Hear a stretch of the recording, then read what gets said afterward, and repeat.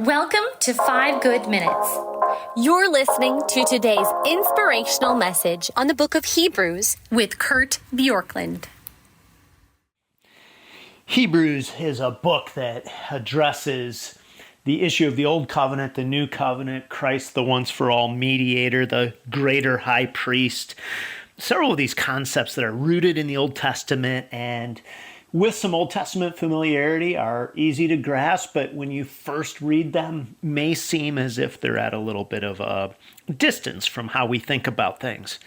And so one of my goals, at least, just in working through these chapters with you in this way, is to help just bring them a little closer to where we live. And so when we come to chapter 8, it says, now the main point of what we are saying is this: we do have such a high priest who sat down at the right hand of the throne of majesty in heaven, and who serves in the sanctuary, the true tabernacle set up by the Lord, not by a mere human being.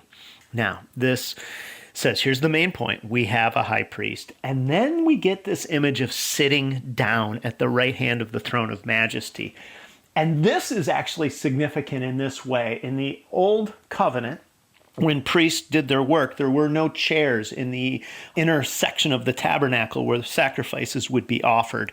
And so to say that Jesus sits down is to basically say that when he sits down, he is finished, the work is done, whereas the priests in the Old Covenant had to constantly be doing the work of making payment or atonement or sacrifice for sins. And so there was a constant sin, constant remission, constant sin, constant remission. But Jesus is the high priest who does it once for all. He sits down. And if we were to just try to, again, make this analogous to something today, because we don't have the priesthood in the top of our mind, no chair, the symbolism of it, to go, oh, I get that symbolism. And even when you get it, you say, okay, I get it, but it isn't an emotional reaction for us the way that I think this is or should be.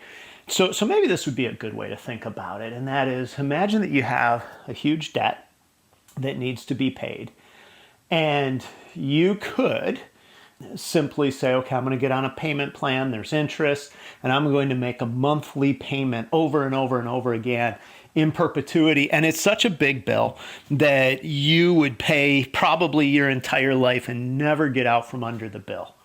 That is the picture of sin.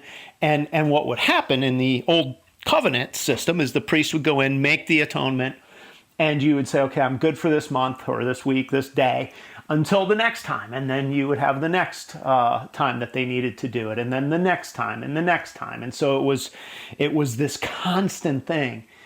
But Jesus sitting down is more of the idea of, this is paid once for all. You never have to pay it again.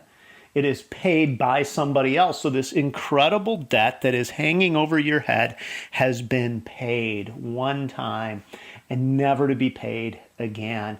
Never to be held over your head again, never to have to be thought about. Now again, this doesn't mean that there's no need to confess our current sins, but it means in terms of our sin issue with God, Christ is the high priest who sat down at the right hand of majesty and never has to do it again. Verse 3, every high priest is appointed to offer both gifts and sacrifices. And so it was necessary for this one also to have something to offer. If he was on earth, he would not be a priest, for there are already priests who offer gifts prescribed by the law. They serve in the sanctuary, and then it goes on and says it's a copy, a shadow of heaven.